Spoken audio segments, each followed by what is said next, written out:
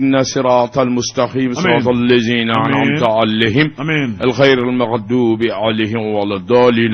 آمين. wajibate biye jumaye la horoma dondo wajibate ka do juma donya ado barika ka bo kosobe makama barika ka bo kosobe jangoni juma tara fara kaloka kolo min wana barika ka bo na yanga ka bo wajibate ka do duma vara la dumanga ala doni ala yafa deli anya ala deli haramade ka do amadda foi kama uko wajibate min ye subhanahu wa ta'ala ala min nikelendo semasa min ga kabakoti donga ba wajibate masami na ka nyuman dileti ban masami na tinyina abada wajibate ka do masami sa kalutane fula ni yitega jabi dobla kono onga mo ala dima ala ikado amba nyini fe onga jamana mi ndwaye mali ala ikado onga jamana kishikanga jamana tanga ala onga jamana jidi onga jamana yirwa ikanga jamana blabenye ala aminu mbi jamana kono on zira nedu joro ledu joro kundunda na ke ala to ambulo sirangunda na ke ala to ambulo ala wa anye sirabla anye jorobla anye anjija anja gelera anjigi dambe e Allah ta'ala ka ala ambi deli bamanja wale ani java min dalembe ka jamana ala ede ba gundo ala ninguna diga bammi mbi jamana ko ala ede ba gundo agela bi yoromi ala adese bi yoromi ala akiliku bi yoromi e ala de ba do ala fere na dabali anake kunyuma takade abara kebawma wasa jamana do ningo bi lafiya ala anyo nyini fe e kakalo basito do min nyusungolo ala anya nyini fe ni kwanga shu hali kolokono ni kwanga shu hali ndi nyini nga tasuma chala Allah ta'ala ambake e ala kama ga ala ni siraka Qur'an no ya jamana inji ya ni sungolo inji ya Allah ambi deli ala ambi deli abarake ba ani famau dabali mi du bulo se mi du ye okuye ala ka fere jurula gundo bala ala ka jurula ala okika ala kama ake Muhammadu Rasulullah sallallahu alaihi wasallam ake magani madne kama ake kureshu barka kama ya Allah ake manyumo ngama maaminu nu limana rajnyana maaminu nisra nyumanduru mallahara ala uluka ala nyesranya anuka ala bonya barka kama anya nyini fe minya nga jamana kono manyuma alimuni waliju minu misra ala nye e ala eba minu ndon nu ka tubi mine ala akulu kama ya rabbi ikanga duwo mine ikanga jamana deji minya nga jamana kono manyuma minu ndon nu ka tubi mine ala akulu kama ya rabbi ikanga duwo mine ikanga jamana deji mimbi jamana kono mimbi jamana koka ala hami gwele fonfo bankile ngo kelena ala ede ba do atakabwanga ala ka atakabwanga ikakwake here ikake lafiya ikake soroy ikake jidi ikake shija anikenai ala ikanange danga dinye ala kanange danga dinye danga de tifadoro jina danga de tifadoro lahara ala kanange danga dinye ala ikalimani adda amin min ba to sakalu tanfula o min ngunu makatama kanyeshe subhanahu wa ta'ala ya Allah ne mali donga hamiye ne jamana de belajele ka hamiye wajabati jumakadi ibulo korota sanfe wajabati warane te materi fanye mauma tlobana malikono maliko kam itega wuli sanfe a'udhu billahi minash shaitanir rajim allahumma salli ala sayidina muhammadin abduhu wa rasuluhu allah la ilaha illa allah ashhadu anna muhammadan abduhu wa rasuluhu allahumma aini as alquran fal afwa wal afiyata fi dunya wal akhirata la hawla wala quwwata illa billah tawkadi hayabul jamin alhamdulillah rabbil alamin karam ko badu wara nam mbala to bedi boji matene be mbulo karikado mbi boni seben minu kama info matin so madala kuna foni modi bo kone ni nya ka sebeni boji wati duni mimbi da jiri deka na fora ko ka da jiri juka ikado jiri na de bele jele bisa boji wati kado kele asimu go ita jamana kundigi boji wati kado aberata asimu go abaraka ke kaba ko dongodu sabula mini min vora wa kamale inve kabini fanga damine boji wati sangona aba pati sakana yomba de min ye jamana janva baw ye shweni kelaw ni janva tu ni bingani kelaw wajibati kado uti lafiya bile semana kelaw ko minani bambali ndaminene ma tuto ko wajibati kado ngalana ikado mbibwa kabila bala walma seba benye kakoro walma joro babena wajibati abedda kulunjira ka filungulundi kosena ma minu minana covid-19 wari dunina wajibati kado conseil de ministre temene jamana kundi ko ikado ni ye so do ni ye janvandi do bingani kala ni ya don fura min ba la no de kanyi kaso la do dama dede iba mbaboila ninga abo jamana o de kanyi sabula ikado awajega tulengele obijega betuli wajibate odila conseil de ministre araba temeni fevre ko kletani nani wajibate kado bulo minye zanziri o bulo kele de zanvoni wajibate kado furuba barakela o mimbu kenyemaye furuba chake dawla ningu ko nyenabo o ba fo de mako décret wajibate kado décret de yisi wa iwulila ako minye bengaw ni hakilina ministre so no ekena ministre soyi a caman be furuba cakela minnu be faamaw wajibati directeur a bɛɛ kɛra kɔrɔlen sabula bɛɛ jele bɔru jɔrɔ la ngalaw k'u gɛn ni k'u bila kɛrɛda fo ka taa kaso tɔ kɛ fɔlɔ sɛbɛnnikɛla ko a ko conseil ministre n'i y'a mɛn abrogation wajibati k'a dɔn décret min bɛ tali kɛ ka ɲɛsin ministère du travail fonction publique wajibati ani ayiwa min ye hakilina minnu dara maa kofɔlen minnu fɔra wajibati k'a dɔn ko in ka se ka ɲɛ i k'a dɔn foroba cakɛda yɛrɛ ka fura k'a jɛ wajibati k'a dɔn ayiwa covid dunbaw ka taa se fonction publique fana concours min kɛra ni ŋanamu kɛra maa ma yera la ni minɛna walima i nɔbi kɛb'i kɔ i gɛnna ka bɔ baara la sɛbɛnnikɛla ko wajibati k'a dɔn ninnu ye jamana suɲa u ye jamana janfa k'a kɛ bolofila du de ye wajibati k'a dɔn hɔrɔnkolonya ani ŋanamu ni suɲani i k'a dɔn kɛlɛ Asimu Goyita kun y'a jira ni hakili b'a la san yɛlɛma min dɛmɛna a y'a jira bɛɛ lajɛlen na maa de sɔmi man di n'o tɛ Asimu kun ye ta in fɔ koyi a ko maa si tɛ jamana kɔnɔ bilen min bɛ taa ka kiiri da jɔyɔrɔ bɛnna n ye politiki maa jolen ye n ye diinɛmaa ye n ye nafolotigi ye wajibati maa o maa de b'a la misikara jarati y'a ta jamana kɛso kɔnɔ a ko a kaso i b'a kɛ ale Asimu Goyita wajibati k'a dɔn maa o maa b'a la k'i n'ale bɛ ɲɔgɔn dɔn ale sɔnma janyi ye sɔnma surunyi ye o wajibati k'a dɔn n'i ye jamana wari don i bɛ kaso kɛ a ko ale da tɛna don o la a tɛna kiiritigɛla deli a tɛ se kiiritigɛlaw k'u ka baara kɛ fo ka taa sɛbɛkɔrɔgun wajibati o de bɛ kɛ sababu ye kunungo Mali kun ye jamana min ye jamana wasale ni nganamu ba in ni jɔni ba in ni gundanga wajibati k'a dɔn fango fan n'i bolongɔni ɲɛsi ye i b'a sɔrɔ suɲɛni kɔni gɛn bɛ sanga ye a kɛn bɛ dugawudenya ye wajibati o bɛ se ka ɲɛ cogo di a ko wuli ka jɔ jateminɛ na jamana o jamana n'i y'a jidilen ka taa ɲɛ o b'a sɔrɔ kiiritigɛlaw olu kɔni y'u ka baara kɛ ka taa gun suɲɛnikɛla ni benganikɛlaw o dɔgɔyara n'i y'o ye jamana o jamana na ɲɛtaa daminɛna wa Mali kura in b'o de nɔfɛ wa ale yɛrɛ b'o kɛlɛ kɛ ka taa gun n'i mina na sɔni na i bɛ kaso kɛ i b'a wari sara wa i gɛnna nin kun ye sɛbɛn ye an ye min bɔ info matin kɔnɔ sɔgɔmada la kunnafoni nouvelle horizon maa min ye sɛbɛnni k'a tɔgɔ ko Ari Musa Mayiga karamɔgɔ daba tugura a ko min ye Dr Sogɛli Kokala Mayiga karamɔgɔ daba tugura nin y'a tile 10 ani dɔɔni ye Sogɛli Kokala Mayiga a tununnen bɛ sɛbɛnnikɛla ko mun de b'a la lafiyabɔ de don sɛbɛnnikɛla ko karamɔgɔ daba tugura ni ɲɛfɔli ma kɛ malidenw ye bɛɛ lajɛlen kɔni bɛ k'i ta fɔ nin waati kɔnɔna la i b'a ye k'a fɔ Sogɛli Kokala Mayiga k'a kun kan ka ye kɛnɛba dɔw kan karamɔgɔ daba tugura a ma ye a ka yebaliya i b'a ye k'a fɔ ɲininkali caman o taara min ye sɛbɛnnikɛla fɛ n'o ye Ari Musa Mayiga ye a ko Sogɛli yɛrɛ ka cakɛyɔrɔ n'o ye primature ye a ka chef de cabinet ale yɛrɛ kɔni tun ye kanabɔ k'a yira k'a fɔ Sogɛli bɛna lajɛ dɔ boloda n'o ye organisation de la société civile ye a ko a n'olu kun kan ka ɲɔgɔn ye sɛbɛnnikɛla y'a yira k'a fɔ min kɔni ɲɔgɔn ye karamɔgɔ daba tugura u balila ka sin ka kunnafoni bɔ ten k'a yira k'a fɔ k'a bilala waati wɛrɛ la sɛbɛnnikɛla ko maaw sigilen b'o sigi kɔnɔna la ɲɔgɔn ye wɛrɛ o fana tilala ka boloda o tun kan ka kɛ kunu kalo tile 15 CICB la n'o ye jamukan Malikura tasira ta ko filanan ye primature yɛrɛ min akilinata sɛbɛnnikɛla ko min ye jamana premier ministre ye ale tun kan ka taa ka ɲɛfɔli kɛ a ka ministre ye ɲɛfɔli minnu kɛ karamɔgɔ Dabatuma b'a ye k'a fɔ ale tun kan ka baara ka datugu min ye Choguel ye kunnafonidilaw sigilen ka makɔnɔ o tuma kunnafoni sina ka santalama sali kɔnɔna la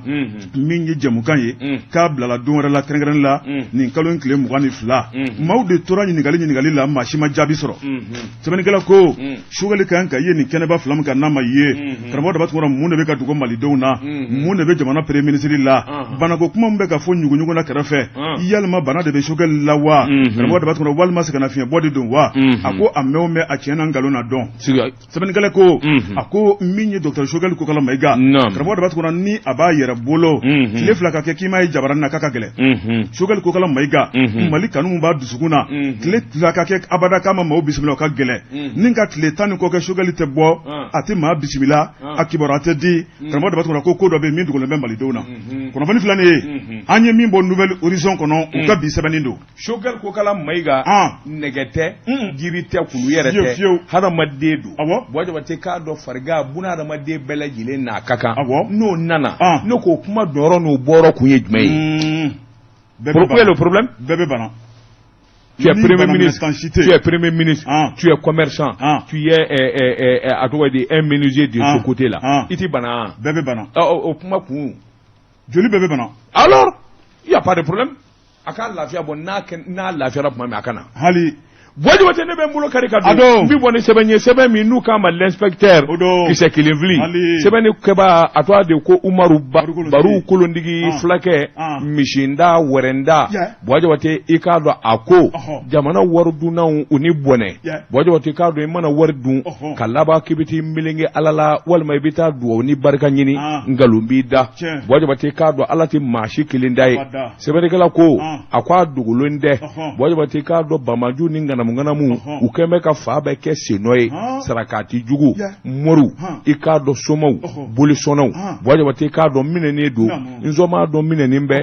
a ye fɛɛrɛ kɛ i k'a dɔn juru bɛ yoba u m'a faamu n'u y'a faamu Wajibate i k'a dɔn fɛn o fɛn bɛ se dugawuden la fɛn kelen ɲininka ko mun tɔɲɔ o bɛ fɔ kɔrɔlen ko tɔɲɔ bɛ se barika la mais c'est vis-à-vis terre à terre de do e se ka jamana den bɛɛ tɔɲɔ ni barika b'i la a barika bɛ wuli a bɛ tiɲɛ nin ye kɔrɔlen kuma ye dɛ e se ka mɔgɔw tɔɲɔ diɲɛ na ko o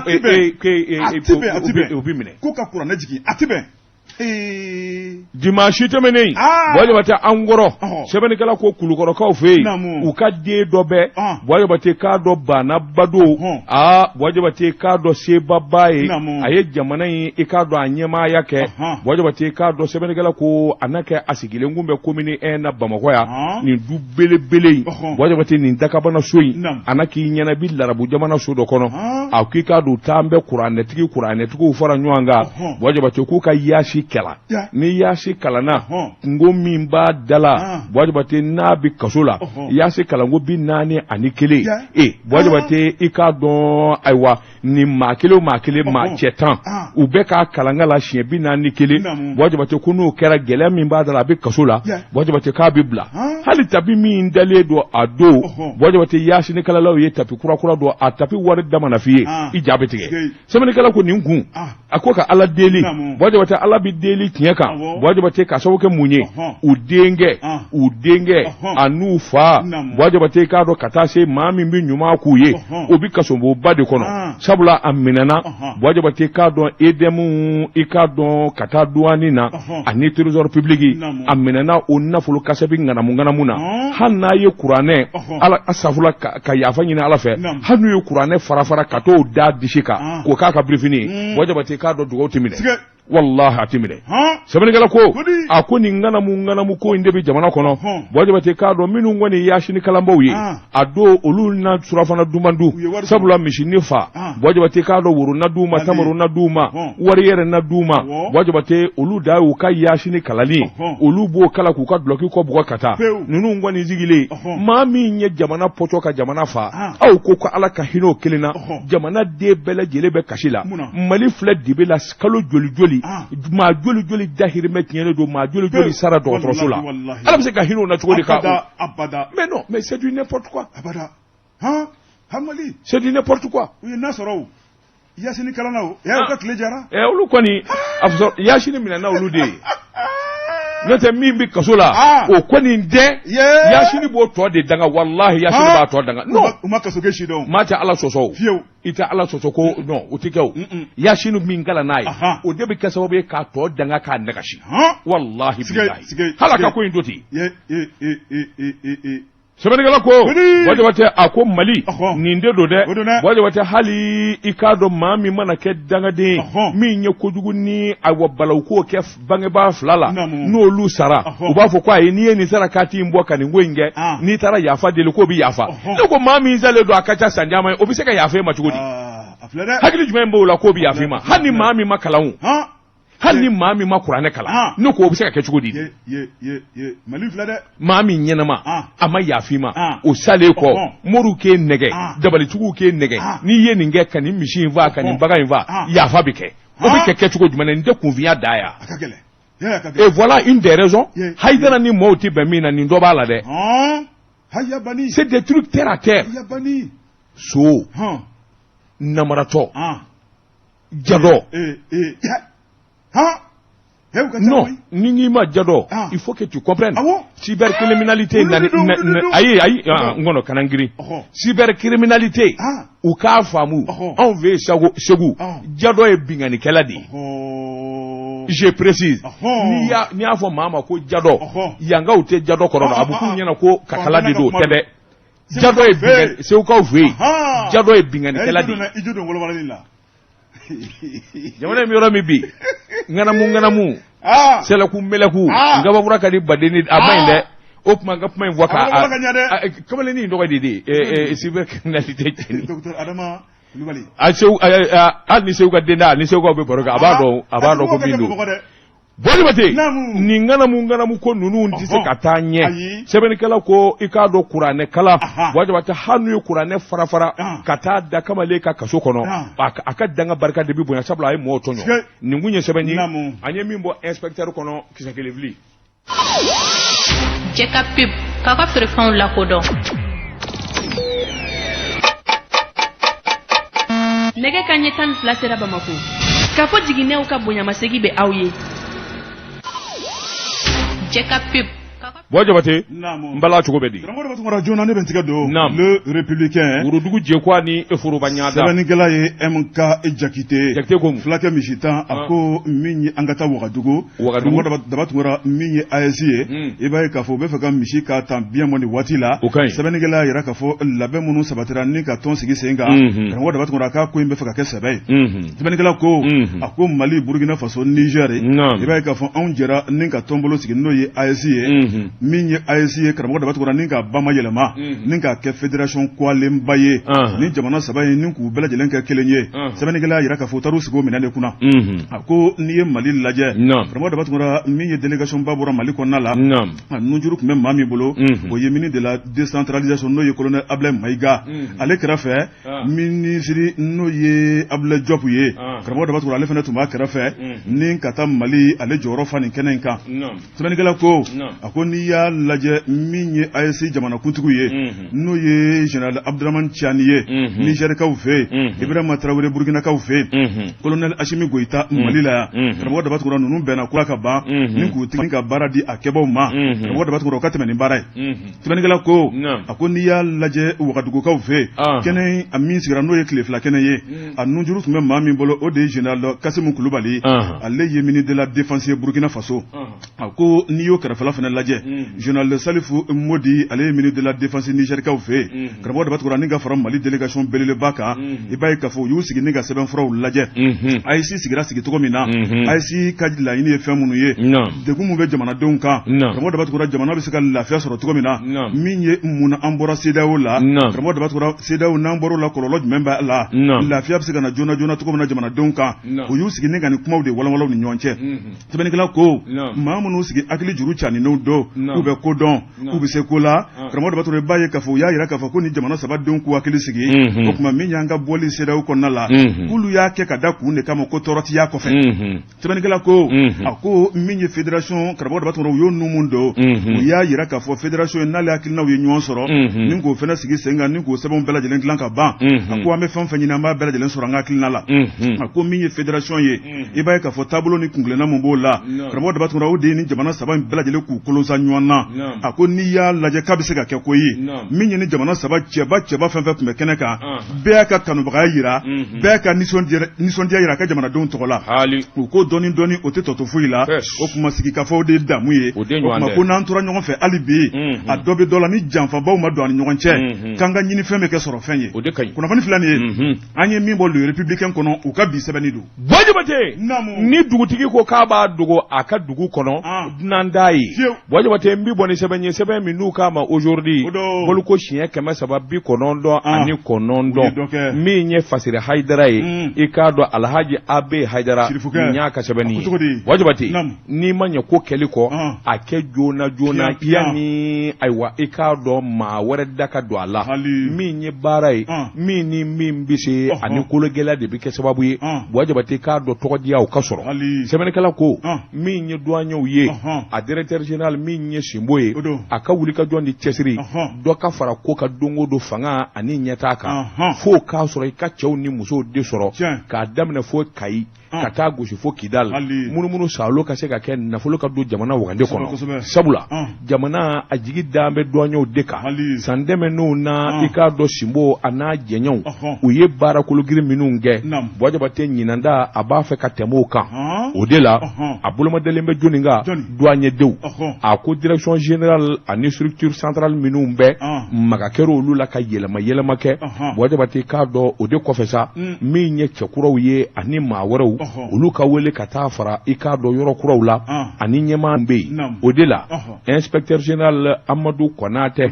Ndɛnɛndo février kalo tile 12 tɛmɛnen Bɔjibate a ye yɛlɛma minnu kɛ n'a kologirinbaw bonyana kosɛbɛ wa n'a y'a ŋa bɛ sɔn ka ye hali a ti mɛn o filɛ nin ye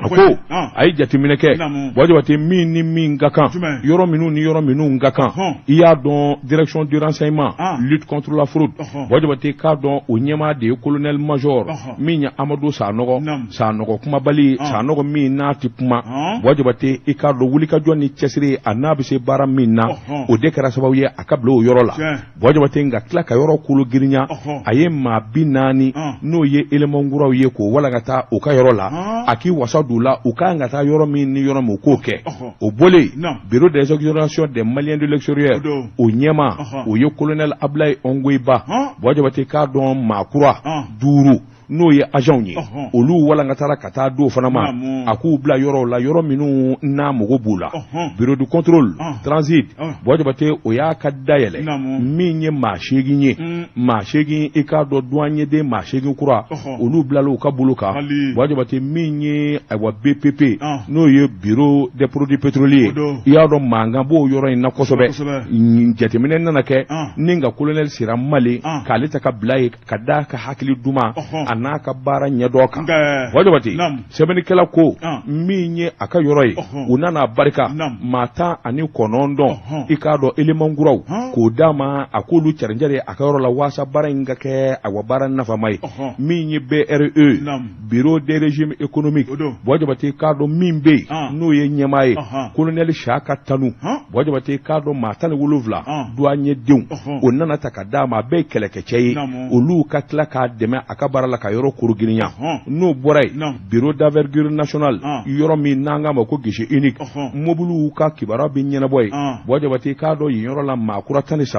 i k'a dɔn olu bilala u ka yɔrɔ la waasa u kana yɔrɔ in kologiriya sabula douaniers ka baara tile kelen baara tɛ su fara tile ka wuli ka jɔ de bɛ boloda a ko n'o bɔra yen direction des douanes min ye awa direction des douanes district de Bamako Bɔjibate k'a dɔn kamalen zarama ani kamalen min n'a hakili bɛ ɲɔgɔn fɛ kɔfɛ marakakɛ ɲɔrɔnga min ye jakite kaba ye colonel major Jagili Jakite Bɔjabate k'a dɔn u ye cɛ 24 d'a ma i k'a dɔn a ko olu bila yɔrɔ la yɔrɔ min bɛ kɛ sababu ye k'a dɛmɛ a ka baara la direction des douanes Kayi Bɔjabate b'a ye k'a fɔ cɛ 12 maa kura olu nana min ye kana Chaku Umaru Traoré ni k'o dɛmɛ a ka baara la sabula Chaku Umaru Traoré ale de kɛra adjoint ye i k'a dɔn bɛ min na Kayi a ko n'o bɔra Kulukɔrɔkaw fɛ yen i b'a ye k'a fɔ cɛ 17 maa kura olu nana brigade bureau secondaire Banankɔrɔ Bɔjabate k'a dɔn ani ayiwa brigade du bureau principal Nara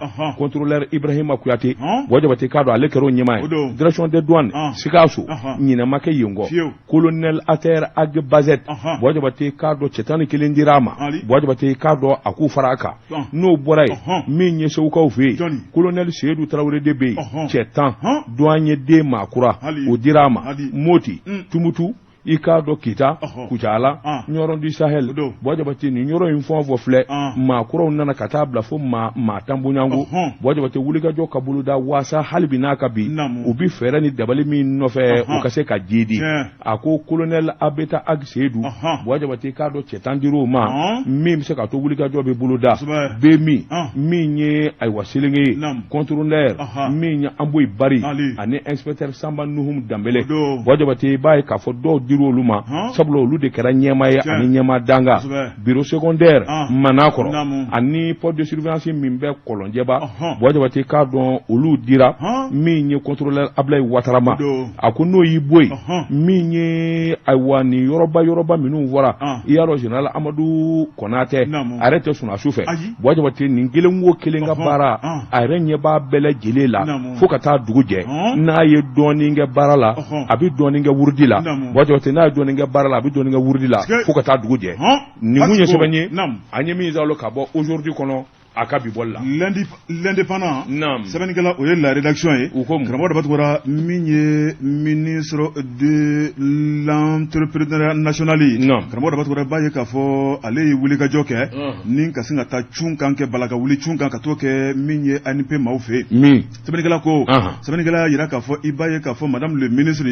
l'entrepreneuriat national de l'emploi et de la formation professionnelle karamɔgɔ daba tugura ale kɔni ye sariya dɔ bɔ min ye janvier kalo tile 12 u bɛ tali kɛ min kan o de ye foroba baarakɛla ka taa waati a ka baara kɛ waati karamɔgɔ daba tugura ni danna taara ka da i kan i ni min ka kan baara kɔnɔna la sɛbɛnnikɛla yira k'a fɔ o lettre circulaire bɔra kabini waati jan sɛbɛnnikɛla ko a ko nka n'i ye an ka jamana taabolo lajɛ karamɔgɔ daba tugura i b'a ye k'a fɔ jigi wari dan don maa min bɛ jamana ka wari ta k'a dun kalo ma sa e nin yɔrɔ n'i ka kɛta ye mun ye foroba baara kɔnɔ sɛbɛnnikɛla ko i bɛ taa cakɛyɔrɔ caman na karamɔgɔ daba tugura jigi wari mun bɛ yen maa minnu kan k'i mago ɲɛnama a bɛ taa f'i ye ko chef mana fɔlɔ walima a bɛ taa f'i ye k'a taara ci dɔ la i t'o ye bilen o don bɛɛ dɛ sɛbɛnnikɛla ko a ko min y'an balakaw ye musolaka caman bɛ yen karamɔgɔ daba tugura olu ka min kɔni ye tununtununi ka ca min ye congé de maternité karamɔgɔ daba tugura min ye kɔngɔ bɛ den na n bɛ taa sin di den muso walima worokila bɛ n bolo kɔɲɔ bɛ n bolo min ye cɛ man kɛnɛ denw man kɛnɛ karamɔgɔ daba tugura muso bɛ to so nin bɛɛ lajɛlen la sɛbɛnnikɛla yira k'a fɔ jɔyɔrɔ caman bɛ yen o waati kɔnɔ o jɔyɔrɔ bɛ langoloya min ye jamana yɛrɛ gouvernement y'i sigi k'a lajɛ n'a dumaya k'a fɔ ko maaw de bɛ ka wari ta k'a dun karamɔgɔ daba tugura wari dunkan f'a ka ɲɛfɔ de ko ye sɛbɛnnikɛla yira k'a fɔ min kɔni ye i yebaliya karamɔgɔ daba tugura sen na fo kun jɔnjɔn ka y'a la n'o tɛ min kan ka di ka sariya la ko bɛɛ de kɛ sɛbɛnnikɛla ko a ko min ye ka baara bila ka t'i ka yaala la karamɔgɔ daba tugura ka baara bila ka t'i da ka sunɔgɔ walima ka menja kɛ so ka na fo nɛgɛ kaɲa 12 nɛgɛ kaɲa 13 min ye foroba baara kɔnɔna la o tuma ko bɛ kɛ jamana wɛrɛ kɔnɔ ko tɛ kɛ Mali kɔnɔ bilen sɛbɛnnikɛla ko madame le ministre karamɔgɔ daba tugura a ye munumunu boloda ni ka taa cun ka balaka wuli kɛ min ye APJ maaw fɛ yen karamɔgɔ daba tugura ka taa sɔrɔ bɛɛ lajɛlen b'a ka poste la o tuma a y'a yira k'a fɔ k'o kɛra misali duman ye sɛbɛnnikɛla ko a ko nin y'a ko in daminɛlen de ye karamɔgɔ daba tugura dugu maa jɛ ka ban i tɛna se ka foroba wari minɛ k'o dun k'e tɛ foroba baara kɛ o tuma ko yɔrɔ min mana kun minɛ a tɛ maa lasɔmi a bɛ bali ka taa cun maa wɛrɛ kan o de ka ɲi o privéw de sen t'a la foroba baarakɛlaw ko bɛɛ k'i labɛn dɛ n'i yɛrɛ man ka fɔ maaw ye n'o tɛ o b'u labɛn ayi a fɔli ka ɲi o au moins maa ma b'i kan kɔni maa si ma b'i kan e bɛ se ka wari minɛ cogo di k'e b'o dun k'e tɛ baara kɛ foroba Bɔjibati dugu mana jɛ n'i solila ka taa service da la n bɛna gundonin f'i ye Bɔjibati k'a dɔn généralement maa minnu bɛna bɛɛ ɲɛ o ye secrétaire ye Bɔjibati secrétaire ma na Bɔjibati u ka yɔrɔ jɔsi mana daminɛ Bɔjibati k'a ka café wuli daminɛ k'o b'o min Bɔjibati ka laban ka wusulan d'a kan ne yɛrɛ de mana service da ye ko secrétaire bɛ taa wusula ne ko e ma wusula min wusu i cɛ ye cɛ ka so kɔnɔ salon kɔnɔna don wa bɛjirimo i da sen bɛjirimo o tuma k'o suma kɛ wuye o mana o suma wuli daminɛ sa o de bɛ muɲukumaya kɛ maa minnu nanen don u mago la bureau la Bɔjibati o tuma olu ɲɛ wale bɛ to a bɛ taa ka segin olu ɲɛ kɔrɔ a bɛ taa a bɛ segin olu b'o lajɛ sa bɛɛ sigilen don ka ɲɛmaa kɔnɔ n'i nana n'i ɲininka vous avez rendez-vous k'ale ni tigɛlen bɛ est-ce que vous avez rendez-vous ne ko mon rendez-vous foroba baara ser'o la i sigi kun mais e ka patron il est là pour moi il est là pour tous ces gens là j'ai pas rendez-vous mais mo de b'a la ni rendez-vous tɛ i tɛ taa wele i k'a wele ni fɛn t'e bolo k'a wele Bɔjibati a b'a fɔ ayiwa ko se t'ale ale se ka patron wele k'a fɔ a ye ko ka e dun sigilen don de kama i sigilen b'o de kama ko ta i kana don wɛrɛ Mali sara koyi ni y'i sigilen to la ka ba fila bɔ i kun walima enveloppe dɔ bɔ i kun k'a di walima ko ɲɛnabɔra le directeur ou en tout cas le chef de service i mago bɛ min Bɔjibati i b'a ye k'a fɔ o bɛna 10h vers 11h n'o nana o bolobaatɔ de bɛ don so kɔnɔ n'a nana n'a ye mɔgɔ filɛ maa min kan ka wari d'a ma walima npogotigi canajan min bɛ yen a n'olu fɔlɔ bɛ ɲɔgɔn ye o tuma aw bɛ sigi sa dɛ i bɛ heure lajɛ k'a lajɛ fo k'i sunɔgɔ a bɛ 14h 13h bɛ se Bɔjibati a bolobaatɔ bɛ bɔ VC b'a kɛrɛ la chauffeur bɛ boli a nɔfɛ sɛbɛn b'a bolo j'ai réunion ministre ye n wele n bɛ taa direction na ministre ye n wele o y'o don bannen n'o ko ala kana bi ja i la ala kana bi ja i la Mali filɛ koyi i tɔnkɛ n ka te min o bɛ bɛn Jɛ ka pub k'a ka feerefɛnw lakodɔn. Kodiman tɛ ban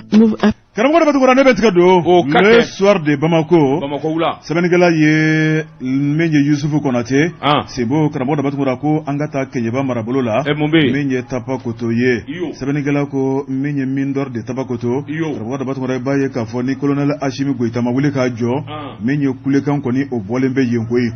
baarakɛlaw karamɔgɔ de bɛ tukura o kɛn bɛ ka ŋɛɲɛ ɲimi min ye bɔli dusukun kamikami min bɛ u la ni k'o da jamanadenw tulo kan sɛbɛnnikɛla ko a ko n'i ye Kayi marabolo lajɛ ala ka sɔn ta la min ye sanu kɛn bɛ ka duguyɔrɔla fa tetew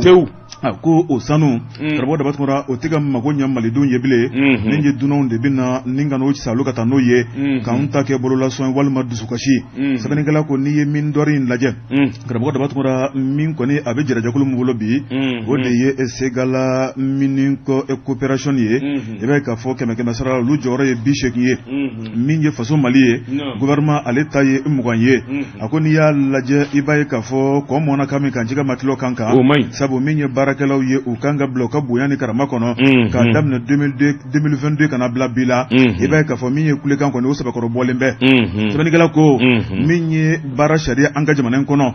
min ni baara ɲɛmaaw kan ka fɛn min ta ka baarakɛlaw sɛgɛrɛ o ntanya bɛɛ a ko n'i y'a lajɛ maaw kana bingali ta k'u sɛgɛrɛ ni k'u gɛn ka bɔ baara la mɔgɔ daba tɔgɔ o caman de kɛra wa min ye kalo 3 ka maaw sigi dɔrɔmɛ 1 tɛ d'u ma o fɛnɛ sigira sen kan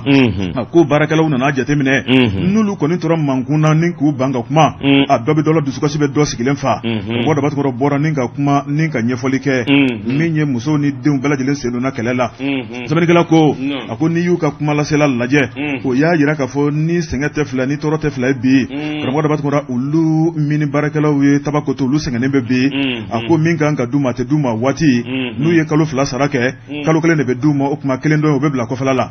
a ko min ye amo ye olu yɛrɛ de bɔ u ka sara la min y'u ka baara kɛ minɛnw sanni ye karamɔgɔ daba tɔgɔ min ni dɔrɔmɛ 1 misigara jarate a t'o ta ka d'u ma i b'a ye k'a fɔ fɛn o fɛn n'o de kan ka kɛ k'olu nin tanga k'olu de b'o bɛɛ lajɛlen b'u ka sara la sɛbɛnnikɛla ko jamana minisiri Abarata ko b'a kalama o kuma min kɔni kolonɛl Asimi Goyita o de t'a kalama wa min ye kunnafoni ka kolonkolon ka se Asimu ma o kuma min ye Tabakoto mini baarakɛlaw ye u ye fɛn dɔ fɔ ka nɔgɔ b'o la karamɔgɔ daba tɔgɔ k'i b'a fɔ k'olu bɛ tunga fɛ kɔfɛ minɛcogo juguya bɛ ka taa kulu sɛgɛrɛ fa jamana kan kulu yɛrɛ nimisara faso malidenya la min bɛ ka kula bi kulu ma kan sɛbɛnnikɛla ko n'i ye maliden kɛtɔla ka nin fɔ karamɔgɔ de b'a tɔgɔ b'a ye k'a fɔ fɛn bɛ ka kala min tɛ a ninkanko ye fɛn bɛ ka kala min ye dusukasiko ye i yɛrɛ fa jamana k'a yira k'a fɔ k'i nimisara i ka jamanadenya la o kɔrɔ ko dama tɛmɛna fo ka dama tɛmɛ min ye jamanakuntigi ye o tuma n'a ta kalama k'a ka bɔ a kalama min ye tabakoto min ni baarakɛlaw ye karamɔgɔ de b'a tɔgɔ ni tɔɔrɔ tɛ fila ye ni kule tɛ fila ye ni sɔnja tɛ fila ye bi fo kelen ɲuman kelen ko dan bɛ olu kan bi kunnafoni fila nin ye an ye min bɔ sɔri de Bamako kɔnɔ u ka bi sɛbɛnni don tɛ bi bɔ ni sɛbɛn ye sɛbɛn min n'u ka Malien indépendant maa min y'a sɛbɛn Ablaye Jarakɛ wajibate k'a dɔn Bamanjɛ wale bi dabila hali a ti mɛn min ye ɲɔnɔ a n'a lamini ye wajibate k'a dɔn u na lafiya sɔrɔ lafiya kun t'a la jan sabula Bamanjɛ jɛrɛjɛkulu min kelen bɛ ka ɲɔnɔ n'a lamini i k'a dɔn u siw ɲɛna faali ni bingani wale wajibate i k'a dɔn ayiwa min kɔni o jɛrɛjɛkulu in ye février kalo tile 14 sɔrɔsiw ye wuli ka jɔ kɛ k'a bɛɛ lajɛlen daji n'u bila ka taa lahara ɲɛmaaba min kun b'a la ni mɔgɔ bɛ siran a ɲɛ n'a tɔ ye ko Hamajire Ba wajibate k'a dɔn Kadiba ka cɛden don ale de tun bɛ ɲɔnɔ n'a lamini na maa fa ni bingani wale ani mugujugu don ni dugu jukɔrɔ sɛbɛnnikɛla ko a ko nin Babanju ninnu ye tiɲɛni caman kɛ ɲɔnɔ a n'a lamini na min ye Hamajire Ba Bamanji ɲɛmaa dɔ don wajibate k'a dɔn a ja minen bɛ a ka fari wa kuma bɛɛ n'u y'a kuru a bɛ se ka porokoto i k'a dɔn sɔrɔsiw la nka sen dabali min degɛra kama armée fɛ wajibate sabula u y'u tɛgɛ da kunnafoni jɔnjɔw de kan fo k'a dɔn nin jɛkulu in i k'a dɔn ninnu de bɛ munumunu salo la wa duguyɔrɔ tuba dɔ b'u bolo ɲɔnɔ n'a lamini na wajibate sɔrɔsiw y'u dɔdɔli ma ka waati jan kɛ wajibate u dɔdɔli mane a t'u tɛgɛ da u kan n'u yɛlɛla u ni sanjɛ n'u ko law wajibate k'a dɔn u ye cɛ 15 ni kɛnɛ karaba yɔrɔ bɛɛ minan o minan b'u bolo a n'u ka duguyɔrɔ tu i k'a dɔn minan minnu bɛ kisɛ ani marifa ani balo sɔrɔsiw ye taw la a bɛɛ la a ko kunnafoniw y'a jira a bi ne ka waati bɔ attaquement min kɛra Kolodugu kɔrɔ ani Musa wɛrɛ la wajibate ninnu de don f'u bi taa ka segin wajibate u ye maa caman ni kɛnɛ karaba a kɛra sababu ye nin furanjɛ ninnu na maa caman yɛrɛ ka yɔrɔ in bila ni ka yɛlɛma ɲɔnɔ ala ni sira ni jatigɛ fɛ sabula u sigiyɔrɔ kɛra tasuma kami wajibate u bɛ se ka segin so sabula maa minnu kelen bɛ ka nin ko in dadon wajibate k'a dɔn a bɛɛ fara u ka ɲɛmaa yɛrɛ fara waati kɛra nin jɛrɛjɛkulu kelen de mugujugu don dugukolo jukɔrɔ wajibate ɲɔnɔ ni marakara cɛ o fana ni maa dama min ye k'o fa walima k'o jogin o barika bonyana armée kɔni y'i jija k'u dɔdɔli ma a bi waati jan bɔ wajibate u bɔra k'u sen dɔ bɔ a ko min ye dola tilebiyanfan fɛ o yɛrɛ ni awɔ Kolodugu kɔrɔ ni ɲɔgɔn cɛ kilo 6 wajibate i k'a dɔn u y'u bɛlɛn k'u bɛlɛn ka sin ka pankuru wuli u ni sanjɛ wajibate ni marifa ani balo sɔrɔsiw ye taw la a bɛɛ la a ko kunnafoniw y'a jira a bi ne ka waati bɔ attaquement min kɛra Kolodugu kɔrɔ ani Musa wɛrɛ la wajibate ninnu de don f'u bi taa ka segin wajibate u ye maa caman ni kɛrɛ karaba a kɛra sababu ye nin furanjɛ ninnu na maa caman yɛrɛ ka yɔrɔ in bila ni ka yɛlɛma ɲɔnɔ ala ni sira ni jatigɛ fɛ sabula u sigiyɔrɔ kɛra tasuma kami wajibate u bɛ se ka segin so sabula maa minnu kelen bɛ ka nin ko in dadon wajibate k'a dɔn a bɛɛ fara u ka ɲɛmaa yɛrɛ fara waati kɛra nin jɛrɛjɛkulu kelen de mugujugu don dugukolo jukɔrɔ wajibate ɲɔnɔ ni marakara cɛ o fana ni maa dama min ye k'o fa walima k'o jogin o barika bonyana armée kɔni y'i jija k'u dɔdɔli ma a bi waati jan bɔ wajibate u bɔra k'u sen dɔ bɔ a ko min ye dola tilebiyanfan fɛ o yɛrɛ ni awɔ Kolodugu kɔrɔ ni ɲɔgɔn cɛ kilo 6 wajibate i k'a dɔn u y'u bɛlɛn k'u bɛlɛn ka sin ka pankuru wuli u ni sanjɛ wajibate tɛ yɛrɛ nɔngɔngari la ɲɛsin station Shell ma wajibate k'a dɔn nin ye welewele da ye association an ka bɛn maaya la wajibate an ka bɛn maaya la an yɛrɛw denkɛ Aseyidi Usumani Madani Serif Arajara denkɛ n'o ye Alu Usumani Hayidara ale de ye nin hakilina sɔrɔ ani maa caman wajibate k'a dɔn Mali kɔnɔ ni farafinna hadamadenya ka sabati mɔɔw ka bɛn ka kɛ kelen ye wajibate k'a dɔn ayiwa min ye diinɛ o kana kɛ gɛlɛya ye duguba fara dugu mangani kan farafinna duguba ni dugu mangano min ye farajɛla ye bɛɛ lajɛlen welelen bɛ nin jɛkulu in na an ka bɛn maaya la an ka tilen ɲɔgɔn ye ka ko to ɲɔgɔn da la ka ɲɔgɔn do yen wajibate min bɛ se min na i k'o kɛ elɛni a bɛɛ lajɛlen kɔni ka taa kɛ bɛnkanba ye bɛnkan min bɛna hadamadenya sinsin mɔgɔw ni ɲɔgɔn cɛ cɛ t'a la muso t'a la diinɛ ko t'a la o de la marisokolo tile 3 u bɛnnen don a kan wajibate k'a dɔn jɛkulu in ni ka na a ɲɛnamaya k'a sinsin ni ka barika ka bɛɛ lajɛlen bɔ a kalama marisokolo tile 3 Palais Amadou Hampâté Bâ la wajibate k'a dɔn welewele dalen don maliden bɛɛ ma hali minnu bɛ jamana kɔ kan bɛɛ lajɛlen welelen don labɛnw kelen bɛ wajibate k'a dɔn marisokolo tile 3 san 2024 Palais de la Culture la Bamakɔ yan an bɛɛ lajɛlen ka ɲɔgɔn sɔrɔ wajibate k'a dɔn foli ani tanuni an b'o kɛ ka ɲɛsin Adama Traoré Nɔsara Damiba Jama Noir min ye Ibrahima Kara ɲara an ka foli ni tanuni bɛ kɛ ka ɲɛsin a ma Banabakaw ka Zulumani Fofana ka foli bɛɛ wajibate an kɔni b'an kɔ kɛ nakɔ kɔlɔnni kɔ ye